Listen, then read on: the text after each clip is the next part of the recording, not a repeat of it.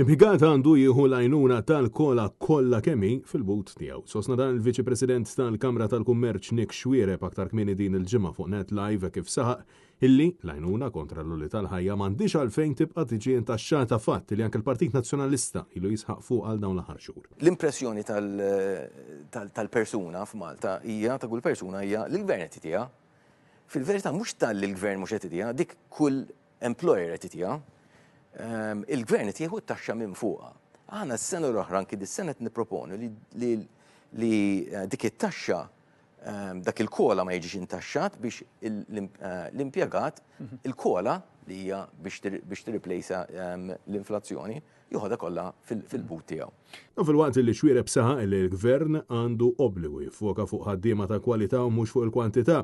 Huwa saħaq illi n-numru ta' Maltin wawċin wara li jiggradwaw qed imorru jaħdmu barra minn Malta u għaldaqstant saħaq illi hemm bżonn li l-gvern jagħti inċentiv tat-taxxa biex jiġu lura. Hemm ħafna żgħar li llum qed jikkwalifikaw l-università imorru forsi jagħmlu masters barra wkoll u jibqgħu jaħdmu barra. Dawk qed nitilfuhom.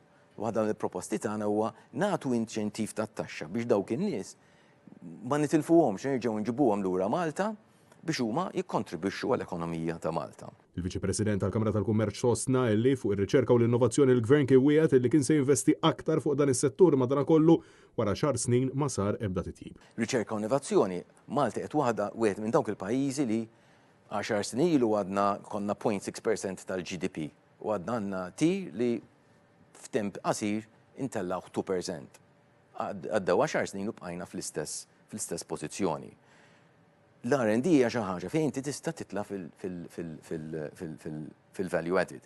Tipproduċi, ġib jobs li jipproduċu iżjed, li jkunu ta' valur iżjed, jagħtu pagi iżjed, u bħala pajjiż nkunu dak li jkun qed igawdi iżjed u l-quality of life tkun aħjar. Finalment, huwa tkellem fuq il-governanza it-tajba kif insista li jekk mhux ħajkollok gvern li jaħdem dan il-mod se nitilfu l-investiment barrani. Jekk mhux ħajkonna pajjiż fej għandek governanza tajba, tibda mill-gvern fil-kumpaniji, corporate governance, mhux ħanimxu l-qudiem bħala pajjiż u we're not going to attract foreign investment biex jiġi Malta. Jew il-foreign investment li għaw Malta ħajajt jien ma nkun naħdem f'pajjiż fejn kull ġimgħa hemm issue ta' korruzzjoni u ta' xi ħaġa oħra. Francesco Catania, Net News.